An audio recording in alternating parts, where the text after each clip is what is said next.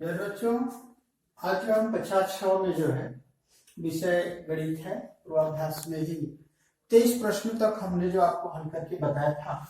24वें प्रश्न को आप ध्यान से थोड़ा सा देखेंगे, आप भी अपने से हल कर पाएंगे। हल करने का क्या तरीका होगा, जैसे प्रश्न नंबर 24 में ये दिया है कि दशमलव संख्याओं में बड़ा छोटा या बराबर का चिन्ह कैसे आप लगाएंगे। बड़ा छोटा और बराबर कैसे चूज करेंगे। जैसे हम मान लें कि 1.3 है और यहाँ पर एक बॉक्स दिया है और ये 1.029 है, कैसे आप इसको चूज करेंगे। ध्यान से देखेंगे कि कौन बड़ा है, इसको जानना है। तो देखिए पहले आप जो है इनको जो है सम दशमलव भिन्न में बदलिए। इसके बाद देखिए पहले इसमें दशमलव के बाद 3 अंक है, इसमें 1 अंक है, तो आप इनको जो है 3 अंक में बदलिए। दशमलव के 3 अंक तक ये लगा लीजिए और 1.029 है ये भी। अब जो है थोड़ा सा ध्यान से देखिए, ये दशमलव को दोनों तरफ से डिलीट कर दीजिए, हटाइए। अब देखिए ये 1300 है यानी 1300 है और ये 1029 है, तो कौन बड़ा है प्यारे बच्चों, ये 1300 बड़ा हो गया और 1029 छोटा हो गया। इसलिए 1.3 क्या है, बड़ी संख्या है और 1.029 क्या है, छोटी संख्या है। प्रश्न नंबर 24 में ऐसे ही प्रश्न है, इनको आप हल करेंगे। अब जो प्रश्न नंबर 25 की बात करते हैं। 25 में क्या है भाई, ध्यान से देखेंगे। प्रश्न नंबर 25 को हम आपको अवगत करा देते हैं। जैसे इसमें लिखा है कि एक पेन की कीमत 6.75 है, 100 पेनों की कीमत क्या होगी। तो इसमें तो गुणा करना है, स्वाभाविक है, लेकिन गुणा करने की प्रक्रिया क्या होती है ये जानिए आप। जैसे मान लीजिए कि हम गुणा करने के लिए ये जान गए कि 5.29 है और गुणे 100 है, तो हम जो है लंबा गुणा नहीं करेंगे, हम केवल गुणा करने का तरीका सीखेंगे, कैसे गुणा करते हैं। जैसे ये दशमलव में अंक है, ये 100 है, इससे हम गुणा करने के लिए इन अंकों को पहले लिख दें। 2 ये 5 2 9 है, 5 2 और क्या है 9। इसके बाद कितने शून्य है, 2, तो 2 शून्य भी लिख दें। अब ध्यान से देखिए दशमलव कितने अंक पर है, तो हमेशा हम दाहिनी ओर से गिनेंगे। दशमलव के लिए 1 2 अंक है, तो इसमें भी गिनिए 1 2, 2 अंक पर दशमलव लगा दीजिए। ये हमारा क्या है, गुणनफल। एकदम सिंपल सी बात है, आराम से आप कर भी सकते हैं। ये जो 25वां सवाल आप करके रखेंगे। और एक जो है 26वां सवाल आपको हम बता दें। 26 सवाल नंबर क्या है भाई, 26 सवाल में हम आपको बताएंगे कि ये लिखा है 26 प्रश्न नंबर 26 को देखें। 15.5 मीटर लंबाई के धागे को 5 बराबर भागों में बांटना है, तो प्रत्येक भाग की लंबाई क्या होगी। तो आप जो है 15.5 को डिवाइड कर दे 5 से, और डिवाइड करने के बाद जो भागफल आएगा वो आपका आंसर होगा। आप आराम से भाग करिएगा, क्योंकि 5वीं तक जो है आप भाग के बारे में पढ़ चुके हैं। आप एक बार भाग करके बताइएगा, अगर आ जाए तो ठीक और नहीं आए तो हमको बता दीजिएगा, हम आपको बताएंगे फिर से। 27 नंबर सवाल थोड़ा सा डिफिकल्ट है, थोड़ा सा आप इसको जो है चित्र को देखें। चित्र हम बना रहे हैं तो इस चित्र को देखें ध्यान से, ये हमारा चित्र है।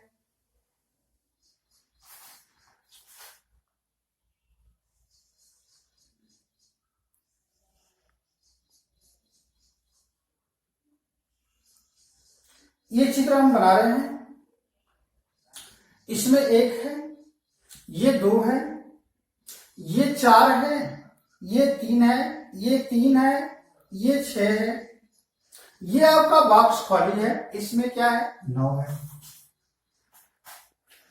इसमें भी भरना है और एक चित्र और है, इसको भी हम बना देते हैं।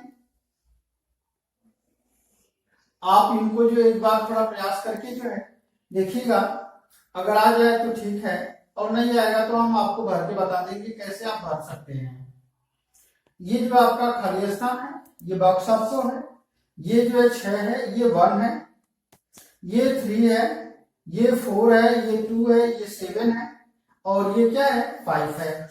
ये आपका ए प्रश्न नंबर ए है और ये क्या है बी है। इनको आपको भरना है, इनको आपको भरिएगा।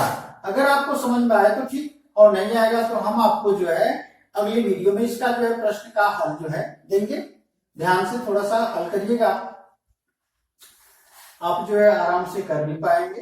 बहुत कठिन तो नहीं है, लेकिन आप थोड़ा सा प्रयास करिएगा, प्रयास करके बताइएगा क्या आया कि नहीं। अच्छा, 27 के बाद हम 28 को पढ़ते भाई। एक व्यक्ति 2 घंटे में 17 किलोमीटर दौड़ सकता है। व्यक्ति की चाल, ध्यान से देखिएगा, 2 घंटे में 17 किलोमीटर दौड़ सकता है। व्यक्ति की चाल किलोमीटर प्रति घंटा तथा मीटर प्रति सेकेंड में ज्ञात कीजिए। तो देखिए, ये जो चाल दिया है, चाल ज्ञात करना है, सॉरी चाल को आपको ज्ञात करना है। प्रश्न नंबर 28, थोड़ा सा ध्यान से देखिएगा। प्रश्न संख्या क्या है? 28 है। समय दिया है, समय 2 घंटे है। समय कितना भाई? 2 घंटे है। और दूरी कितना है? दूरी जो दिया है वह आपकी है 17 किलोमीटर, 17 किमी। तो चाल बराबर क्या होता है भाई? चाल बराबर होता है दूरी अब बटे क्या? समय। दूरी क्या है? 17/2, यानी कि 8.5 किलोमीटर और प्रति क्या? घंटा। इतना आपकी जो है किलोमीटर प्रति घंटे में चाल है। अब चाल को जो है मीटर में बदलना है, मीटर प्रति सेकंड में। तो 8.5 में जो है हम गुणा करेंगे। देखिएगा, किलोमीटर है तो 1000 हो जाएगा, घंटा है तो 3600, मीटर प्रति सेकंड में बदलना है तो 1000 हम लिख देते हैं। अब बटे कितना भाई? 3600। ये काट दीजिए। अब जब काट देंगे तो ये जो है आपका 36 हो गया, ये 10, यानी कि ये 85/36 लिख सकते हैं। अब क्योंकि कट नहीं रहा है इसलिए इतना ही आप लिख के छोड़ दीजिए, या भाग देंगे तो दशमलव में आएगा, तो उससे कोई विशेष अंतर नहीं होगा। ये आपका मीटर और प्रति सेकेंड में आपकी क्या हो गई? चाल हो गई। ये मीटर प्रति सेकेंड में आपको चाल मिलेगी। अच्छा, एक रेलगाड़ी 60 किलोमीटर प्रति घंटा की चाल से इतने घंटे में तय की गई दूरी। तो दूरी का सूत्र आप पढ़ें। ये जो है चाल बराबर हमने अभी लिखा है कि चाल बराबर दूरी और बटे क्या है बच्चों? समय। अब जो समय बराबर अगर पूछता है तो समय बराबर होता है चाल, समय बराबर चाल, हाँ, दूरी बटे क्या होता है? दूरी बटे चाल हो जाएगा। और दूरी बराबर यदि पूछता है तो हम लिखते हैं चाल और गुणे क्या? समय। ये 3 सूत्र हैं, इन तीनों सूत्रों का उपयोग करके चाल, समय, दूरी के प्रश्नों को हल कर सकते हैं। आप थोड़ा सा इस पर ध्यान देकर के हल करिएगा। और थोड़ा सा 30वां प्रश्न देखिए। 29 सवाल तक हमने आपको जो अवगत करा दिया है। इन प्रश्नों को आप देखने के बाद जो है 29वां प्रश्न आराम से देखें। 29 से 30,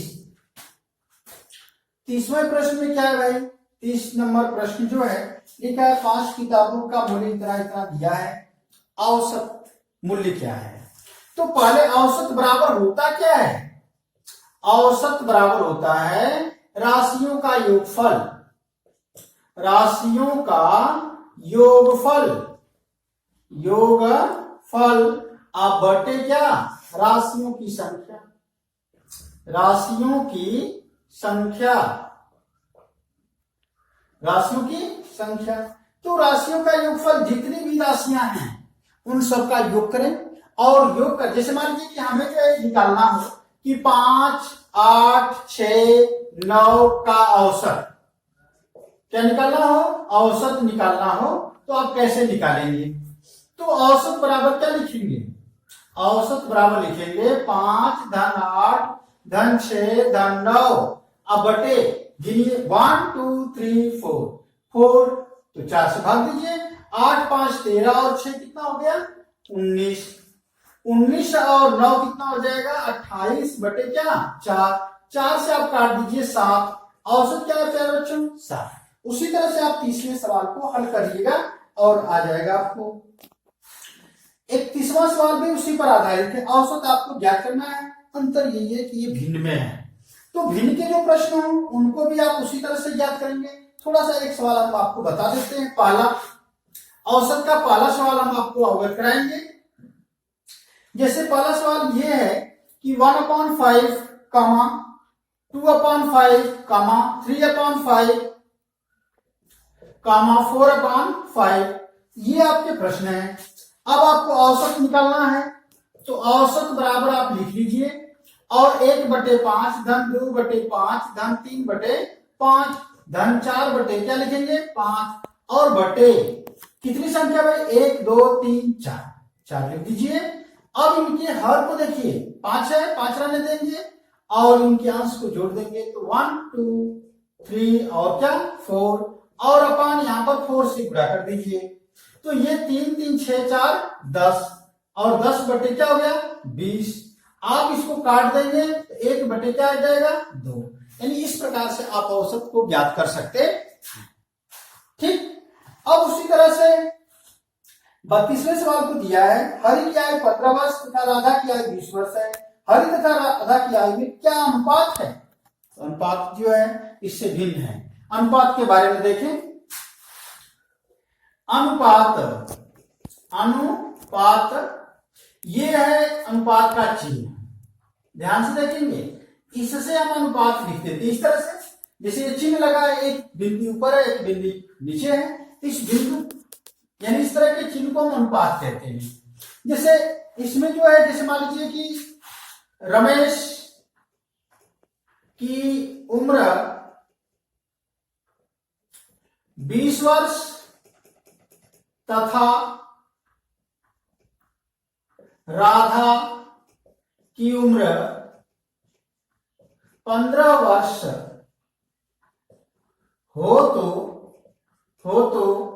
उनकी उम्र का अनुपात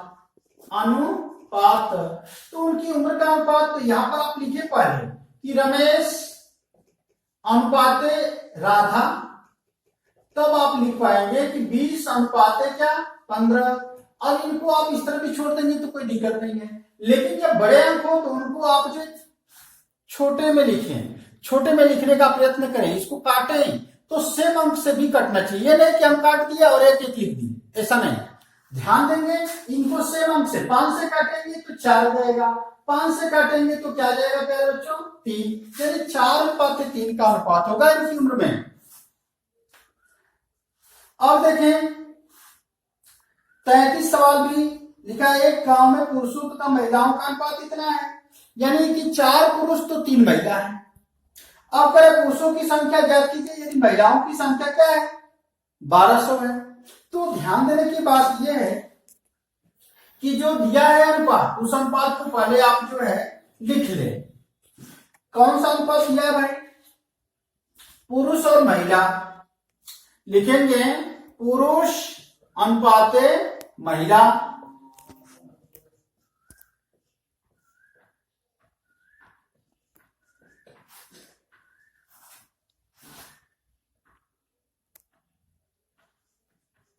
पुरुष अनुपात महिला, तो ये जो है 4 अनुपात क्या है प्यारे बच्चों 3 है। तो पुरुष बराबर आप लिखें, पुरुष बराबर क्या लिखेंगे 4x, यहां पर लिख दे माना पुरुष बराबर क्या है 4x है। महिला बराबर क्या है भाई? महिला बराबर 3x लिख दे। तो इसमें दिया है महिलाओं की संख्या 1200 है, तो 3x बराबर क्या लिखेंगे 1200। तो x बराबर क्या हो जाएगा 1200 और बटे 3। ध्यान से देखें, पुरुष 4x है, 4 अनुपात है 3 अनुपात, तो महिला बराबर 3x है। तो महिलाओं की संख्या यहाँ पर दिया है 1200 रख लीजिए, 3 से भाग दे दीजिए कट जाएगा, तो x का मान क्या आएगा प्यारे बच्चों 400। अब पूछ रहा है पुरुषों की संख्या, तो पुरुष बराबर आप लिखेंगे 4x है, तो 4 गुणे 400, क्योंकि x का मान क्या है 400 है, तो बराबर 1600 क्या हो जाएंगे पुरुष। 1600 पुरुष और कितनी महिलाएं होंगी तो 1200 आपको बता दिया है। आप इस प्रश्न को हल कर लेंगे। अब ध्यान से देखें, निम्न में भिन्न में बदलना है। परसेंटेज है प्रतिशत, प्रति मतलब होता है, थोड़ा सा ध्यान से देखें। ये सारी चीजें आप जो है 5वीं कक्षा में पढ़ के आए हैं, थोड़ा आपको जो है अवगत कराना है। प्रश्न नंबर आप जो है 34 देखें, प्रश्न संख्या क्या है 34 है। प्रश्न संख्या 34 को आप देखेंगे ध्यान से, जैसे प्रतिशत लिखा है, प्रतिशत, और प्रति का संधि विच्छेद होता है प्रति और धन क्या सत। प्रति मतलब होता है 1 और सत मतलब होता है क्या 100। ठीक, प्रति मतलब 1 और सत मतलब क्या होता है 100, यानी 100 में से 1। जैसे हम लिख दिए 5%, 5% का मतलब होता है 5, 100 में से कितना 5, यानी 5 जो है 100 खाने हैं तो उसमें से 5 खाने आपके हैं, यानी 5 बटे क्या हो गया 100। अब इसको अगर हमें भिन्न में बदलना हो तो हम इसको काटेंगे, काट दिए 5 से काटेंगे तो 1 और 5 से काट दिए तो क्या हो गया 20। यानी ये जो भिन्न में बदलने का तरीका है। अगर 20% लिखा हो तो ये लिखेंगे 20 बटे क्या 100, तो 20 से काट दिए तो 1 बटे क्या आएगा प्यारे बच्चों। इस प्रकार से सभी प्रतिशत के जो सवाल होंगे उनको आप हल कर पाएंगे, अर्थात इस प्रकार से परसेंटेज ज्ञात किए जा सकते हैं। अब इस वीडियो में तो हम लोग जो है 34 प्रश्न तक कर लिए हैं। आप 34 प्रश्न कम से कम जो है कहां से हल करेंगे, ध्यान से देखेंगे। हम लोग जो है प्रश्न संख्या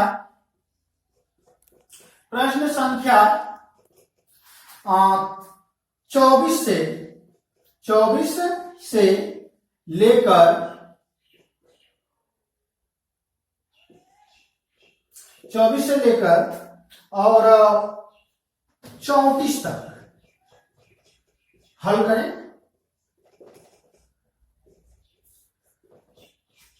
ये जो है प्रश्न संख्या 24 से लेकर 34 तक हल करें, और उसके बाद जो है शेष आगे वीडियो में जो है जैसे जैसे बताया जाता है वैसे वैसे आप हल करते रहें, और ये भी बताएं कि आपको आया कि नहीं। अगर नहीं आया तब भी बताएं, क्योंकि जब बताएंगे तभी जो है आपको हल जो है भेजा जा सकता है।